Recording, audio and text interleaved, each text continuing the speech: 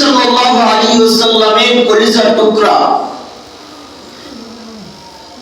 মেয়ে ফাতিমা রাদিয়াল্লাহু তাআলা আনহা। এই ফাতিমা রাদিয়াল্লাহু তাআলা আনহা ইহুদির এক মেয়ের সাথে বন্ধুত্ব হয়েছে, বান্ধবী। ছেলে ছেলের সাথে সম্পর্ক হইলে বন্ধু, আর মেয়ে মেয়ের সাথে সম্পর্ক হইলে বান্ধবী। তা আল্লাহর নবী সাল্লাল্লাহু আলাইহি ওয়াসাল্লামের মেয়ে ফাতিমা রাদিয়াল্লাহু তাআলা আনহার সম্পর্ক বান্ধবী হইল ইহুদির এক মেয়ে। কার মেয়ে? ইহুদির এক মেয়ে। এই ছোটবেলা থেকে সম্পর্ক, ইহুদির মেয়ের সাথে উঠা বসা চলাফেরা করে। দেখতে দেখতে 12 বছর হয়ে গেছে। কয় বছর? এই দুইজনের বান্ধবী যে সম্পর্ক, বন্ধুত্বের সম্পর্ক কতদিনের হয়েছে? 12 বছরের হয়ে গেছে। 12 বছর সম্পর্ক হওয়ার পরে ইহুদি তার মেয়ের জন্য, বিবাহের জন্য একটা পাত্র দেখছে। ইহুদির মেয়ের জন্য ইহুদি কি করছে? একটা পাত্র, জামাই দেখছে। ছেলেটা বড় হ্যান্ডসাম, স্মার্ট, টাকা পয়সা, গাড়ি বাড়ি, কোনো কিছুরই অভাব নেই। ইহুদি তার মেয়েকে ডাক দিয়ে বলতেছে, মা, আমি তো তোমার বিয়ের জন্য একটা পাত্র ঠিক করে রাখছি। ছেলেটা বড় হ্যান্ডসাম, স্মার্ট, খুব সুন্দর, টাকা পয়সা, গাড়ি বাড়ি, ধন দৌলতের অভাব নেই। মেয়েটা বলতেছে, আবু, আপনি আমার জন্য পাত্র ঠিক করেছেন, ঠিক আছে, কিন্তু আমি কি বিবাহ করব কিনা? আপনি যে পাত্র দেখছেন, যে ছেলে দেখছেন, এই ছেলেকে আমি বিবাহ করব কিনা, এই জন্য আমাকে কয়েক ঘন্টা সময় দিতে হবে। আমি ভেবে চিন্তা করে দেখব, তারপর আপনাকে ফাইনাল ডিসিশন জানাবো যে আমি আপনার পছন্দের ছেলেকে বিবাহ করব কিনা। ইহুদির মেয়ে একটা দৌড় দিয়া তার বান্ধবীর কাছে চলে গেছে, ফাতেমার কাছে চলে গেছে। গিয়া বলতেছে, ফাতেমা, এ বোন আমার ফাতেমা, তোমার সাথে সম্পর্ক 12 বছরের, একদিনও আমাকে তুমি অন্যায় কোনো পরামর্শ দেও নাই, কোনদিন তুমি আমাকে কুপরামর্শ দেও নাই। আজকে আমার বাবা আমার জন্য একটা পাত্র ঠিক করেছে, আমার জন্য একটা ছেলে দেখেছে। ও ফাতেমা, ছেলেটা নাকি বড় হ্যান্ডসাম, স্মার্ট, টাকা পয়সা, গাড়ি বাড়ি, কোনো কিছুরই অভাব নাই। ও ফাতেমা, বোন আমার, তুমি বলো আমার বাবার পছন্দের ছেলেকে কি আমি বিবাহ করব কিনা? ফাতেমা ডাক দেয়া কয়, ও বোন রে, তোমার বাবা যে পাত্র ঠিক করেছে, সেই পাত্রকে তুমি বিবাহ করে নাও। এই ফাতেমার পরামর্শ নিয়ে ইহুদির মেয়েটা দৌড় দিয়া তার বাড়িতে চলে গেল। বাড়িতে যাইয়া তার বাবাকে বলতেছে, বাবা, আপনি যে পাত্র আমার জন্য নির্ধারণ করেছেন, যেই ছেলে আমার জন্য দেখেছেন, ওই ছেলেকে আমি বিবাহ করব, তবে একটা শর্ত আছে। কি বলতেছে? কি একটা শর্ত আছে। আমার বাবা ছিলেন, মেয়েটা তার বাবাকে ডাক দিয়া বলে, বাবা, আপনি যে ছেলেকে আমার জন্য ঠিক করেছেন, ওই ছেলেকে আমি বিবাহ করব, তবে একটা শর্ত আছে। বাবা ডাক দিয়া কয়, ইহুদি ডাক দিয়া কয়, মারে, আবার কিসের শর্ত? মেয়েটা ডাক দিয়া কয়, ও বাবা, আমার বান্ধবী ফাতেমাকে আমার বিয়েতে দাওয়াত দিতে হবে। ইহুদি লাফ দিয়ে উঠছে, ও আমার মেয়ে, তুমি কি বলো? ফাতেমা তো একজন মুসলমান, মুসলমানের সন্তান, আর আমরা হইলাম ইহুদি।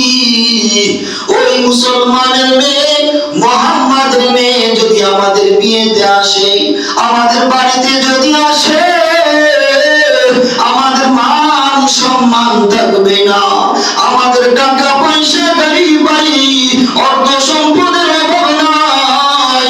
আর ফাতেমার বাবার কি আছে, মুহাম্মাদের কি আছে? গরিব দিনের পর দিন চলে যায়, পেটে কোনো খাবার পড়ে না। ওই গরিব মানুষ ফাতেমা যদি আমাদের বাড়িতে বিবাহের অনুষ্ঠানে আসে, আমার মান সম্মান থাকবে না। আমার সমাজের মধ্যে একটা ট্যারাস আছে, আমার একটা মান সম্মান আছে। না না, ওই মুসলমানের মেয়ে, নবীর মেয়ে ফাতেমা বিবাহ আসতে পারবে না। ইহুদির মেয়েটা দেখো, আমার বান্ধবী ফাতেমা যদি আমার বিবাহে যদি আসতেও না পারে, তাহলে শুনে নাও, শুনে নাও, তোমার মেয়েকে কোশ্চিন কালে বিবাহ দিতে পারবে না। চিৎকার দিয়ে বলেন সুবহানাল্লাহ। ইহুদিরা কয় না, এটা সম্ভব নয়, তারা অত্যন্ত গরিব মানুষ, তাদের কোনো বালা পোশাক নাই, জামা নাই, কাপড় নাই, শাড়ি নাই। এই পুরাতন ছিঁড়া ফাড়া জামা পরে যদি আমার বাড়িতে আসে, আমার বাড়িতে কত ধনাঢ্য ব্যক্তি থাকবে, কত বড় বড় মেহমান থাকবে, তাদের সামনে যদি ওই মুসলমানের মেয়ে ফাতেমা যদি আসে, আমার মান সম্মান থাকবে না। মেয়ে সিদ্ধান্ত জানায় দিল, আমার এই শর্ত তুমি যদি না মানো বাবা, আমাকে বিবাহ দিতে পারবে না। অনেক বিড়াবিড়ি করার পর বাবা রাজি হয়েছে, বলতেছে আচ্ছা ঠিক আছে, তোমার বান্ধবী ফাতেমাকে দাওয়াত দাও, তবে আমারও একটা শর্ত আছে। বাবা তখন রাজি না, মেয়ে শর্ত দিছে ফাতেমাকে দাওয়াত দিতে হইব।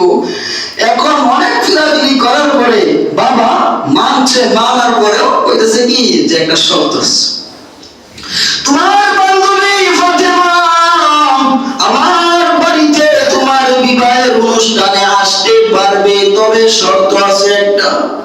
মেয়েটা দেখো কি শর্ত বলেন।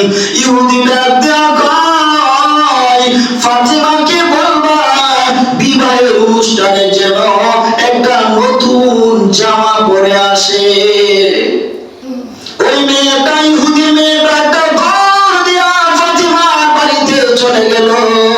ফাতেমার বাড়িতে যাইয়া ফাতেমাকে ডাক দিয়া কয়, ও বোন আমার, আমি আমার সিদ্ধান্ত আমার বাবাকে জানাইয়া দিছি যে আমি বিবাহের মধ্যে সম্মতি আছে, আমি বিবাহেতে রাজি আছি, তবে একটা শর্ত। ও ফাতেমা বোন আমার, বান্ধবী, আমার বিয়েতে তোমাকে যাইতে হবে। ফাতেমা ডাক দিয়া কয়, না রে বোন, এটা হয় না, আমি হইলাম মুসলমান, তোমরা হইলা ইহুদি, আমরা হইলাম গরিব মানুষ, আমাদের ঘরে 3 দিন ধরে কোনো খাবার নাই, চুলায় আগুন জ্বলে না, চুলায় আগুন জ্বলে না, 3 দিন হয়ে যায়, পেটে এক লুকমাও খাবার পড়ে না, আমরা খাবারই পাই না, এক মুষ্টি খাবার পাই না, নতুন জামা করতে গিয়ে পাইব। ও ফাতেমা, এই সব আমি জানি না, মানি না। ও ফাতেমা, ও বোনরে আমার, তুমি যদি আমার বিবাহে না যাও, বিবাহের অনুষ্ঠানে যদি না যাও, আমি কিন্তু এই বিবাহ করব না। অনেক বিড়াবিড়ি করার পরে ফাতেমা রাজি হইছে, আচ্ছা ঠিক আছে, তোমার বিয়েতে যাব। এবার ইহুদির মেয়েটা দেখো, বোন রে, তুমি তো যাইবা ঠিকই, কিন্তু একটা নতুন জামা কিনিয়া, ওই নতুন জামাটা পরিয়া তারপর তুমি আমার বিবাহের অনুষ্ঠানে যাও। এক পর্যায়ে ফাতেমা দিয়া কয়, আমার ঘরে কোনো খাবার নাই, একটা জামা মাত্র, তাও আমার ছিঁড়া ফাড়া তাড়ি দেওয়া, আমি নতুন জামা করতে গিয়ে আনবো। এক পর্যায়ে বলতেছে, ইনশাআল্লাহ ইনশাআল্লাহ আমি তোমার বিবাহে নতুন জামা পরে যাব, এবং নতুন জামা পরে যাব, যে জামা দুনিয়ার কেউ এই জামা কিনতে পারবে না। চিৎকার দিয়ে বলেন সুবহানাল্লাহ। জুমার নামাজের সময় হয়ে যাইতেছে, সময় কিন্তু অল্প, দিন কিন্তু ছোট, সময় লাফায়া লাফায়া চলে যাইতেছে। সংক্ষেপে ঘটনাটা শেষ করে দিচ্ছি। এ বাজার, আগামীকাল বিবাহ অনুষ্ঠান। রাত্রিবেলায় ফাতেমা ঘরের কোণের মধ্যে যাই নামাজ বিছাইয়া 2 রাকাত নামাজ পড়িয়া আল্লাহ পাকের কাছে 2 হাত তুলে চোখের পানি ছেড়ে দিছেন। আল্লাহকে ডাক দিয়া বলেন, ও মাবুদ, আমার বাবা গরিব মানুষ, আমিও গরিব মানুষ, আমার বাবার কাছে কোনো টাকা নাই, কোনো পয়সা নাই, আমার বাবা আমাকে কোত্থেকে জামা কিনে দিবে? ও আল্লাহ গো, আমি তোমার সাথে এত সম্পর্ক করেছি, 5 ওয়াক্ত নামাজ পড়ি, রাত্রিবেলা তাহাজ্জুদ পড়ি, কত কষ্ট করে দিন কালতি পাঠ করতেছি, কোনদিন তোমার কাছে কোনো কিছু চাই নাই। ও প্রভু, আজকে তোমার কাছে একটা জিনিস চাইব, আমি ইহুদির মেয়ের বিবাহের অনুষ্ঠানে যাব। ও মাওলা, তুমি আমার জন্য একটা জামার ব্যবস্থা করে দাও। ফাতেমা দোয়া করতেছে, ঘরের কোণে জায়নামাজ বিছাইয়া, মুসল্লার মধ্যে বিছাইয়া চোখের পানি ছেড়ে আল্লাহর কাছে কইতেছে, আমার বাবা গরিব মানুষ, 3 দিন চলে যায়, চুলায় কোনো আগুন জ্বলে না, চুলার ডেক বসে না, খাবারই পাই না, জামা করতে কি কিনবো? আল্লাহ, এত কষ্ট করে আমরা চলি, আপনার ইবাদত করি, কোনদিন তো আপনার কাছে কোনো কিছু চাই না, আজকে আপনার কাছে চাই, আপনি আমাকে জামা, নতুন জামার ব্যবস্থা করেন। ফাতেমা রাদিয়াল্লাহু তাআলা আনহা চোখের পানি ছেড়ে দিয়া যখন আল্লাহর দরবারে কান্নাকাটি করে মুনাজাত শেষ করলেন, মুনাজাত শেষ করিয়া যখন ঘরের কোণের মধ্যে দেখবেন মুসল্লা রাখার জন্য লোককে রাখে, আমাদের মা চাচিরা যারা আছেন তারা কিন্তু বেতের মুসলা আছেন, কিন্তু আছেন কিনা, এইগুলা কিন্তু বেড়ার মধ্যে লটকে রাখতো। ওই ফাতেমা ঘরের কোণার মধ্যে মুসল্লা লটকে রাখার জন্য গেলেন, গিয়া দেখেন চৌকির উপরে 3টি নতুন কাপড়ের প্যাকেট কে জানি রেখে গেছে।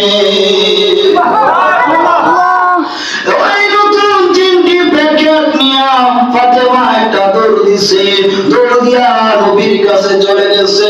ইয়া রাসূলুল্লাহ, ইয়া হাবিবাল্লাহ, ও নবী গো, গত রাত্রে আমি আল্লাহর দরবারে খুব কান্নাকাটি করেছিলাম, আল্লাহর কাছে আমি জামা চেয়েছিলাম, আমি দীর্ঘক্ষণ আল্লাহর কাছে কান্নাকাটি করি, কান্নাকাটি করার পরে ঘরের কোণে যখন আমি মুসল্লা রাখার জন্য গেলাম, ঘরের কোণে যাইয়ে দেখি এই প্যাকেট গুলাকে জানিয়ে রেখে গেছে। এই প্যাকেট গুলা নবী নিলেন, নবীর হাতে নেওয়ার পরে নবী প্যাকেটটা খুললেন, খোলার সঙ্গে সঙ্গে এই প্যাকেট থেকে জান্নাতের মেশকে আম্বরের ঘ্রাণ বের হইতেছে।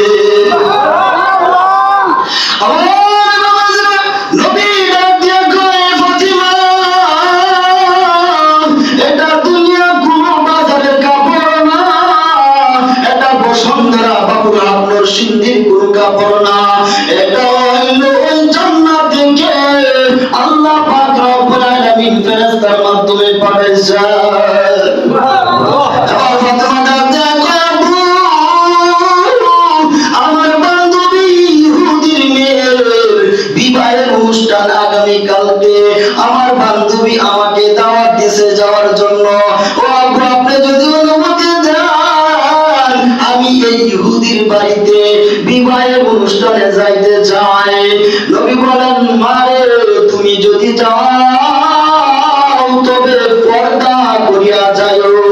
কিন্তু বর্তমান সময়ে দেখবেন আমাদের মা বোনেরা সারা বছর যদি বুরকা পরে, কিন্তু যেই দিন দেখবেন কোন বিবাহের অনুষ্ঠানে যাবে সেই দিন কিন্তু শুধু শাড়ি পরিয়া কিন্তু চলে যায়, এই দিন আর কিন্তু বুকরা পরে না। কথা বলুন ঠিক কিনা?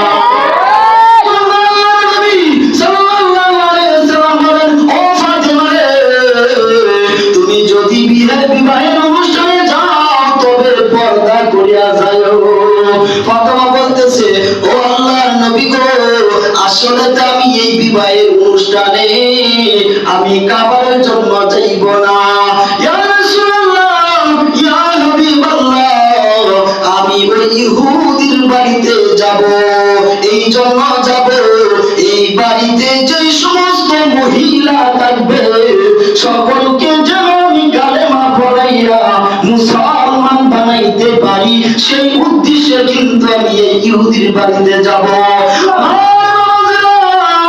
ওই ফাতেমা পরের দিন অনুষ্ঠান, বিবাহের অনুষ্ঠান, ওই জান্নাতি পোশাক পরিয়া ইহুদির বাড়িতে চলে গেলাম।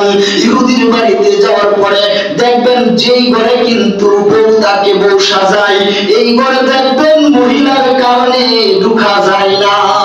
তো কাজী সাহেব মাঝে মাঝে যে ইজিন আনা লাগে যায় না, ইয়া দেহি আই মহিলা কারে কয় একজনের উপরে আরেকজন। কথা বলো ঠিক কিনা? ফাতেমা যেই ঘরের মধ্যে বউ সাজানো হইতেছে ওই ঘরের মধ্যে চলে গেছেন, গিয়া দেখেন এই ঘরের মধ্যে 40 জন মহিলা। ঘরে ঢুকা মাত্রই সবাই ফাতেমার দিকে তাকাইছে। এত সুন্দর জামা, আর ওই জামা থেকে জান্নাতের নিষ্কাম বড় গ্রাম ছড়াইতেছে। সব মেয়েরা দইরা আইসা ফাতেমাকে জড়া করতেছে, বিল করতেছে, এ ফাতেমা তুমি এত সুন্দর জামা কই থেকে আনছো, এত দামি জামা কই থেকে আনছো? ফাতেমা করতেছে, আমি এমন এক মার্কেট থেকে, এমন এক বাজার থেকে আমি কিনছি যে মার্কেটের নাম তোমরা জীবনেও শুনো নাই। কইতেছে কি কও, এমন কোন মার্কেট বাকি আছে যে আমরা চিনি না? বসুন্ধরা, গাজীপুর, টঙ্গী, বাবুরহাট, যত মার্কেট আছে, আমাদের কোনো টাকা পয়সার অভাব নাই, সারাদিন মার্কেটে তাই। আর তুমি বলতেছো তুমি গরিব মানুষ, তোমার কোনো টাকা নাই, পয়সা নাই, তুমি তো কোনোদিন মার্কেটে যাও নাই, তাহলে তুমি এত সুন্দর মার্কেট কই থেকে করলা বলো? কইতেছে এই মার্কেটের নাম তোমরা জীবনও শুনছো না।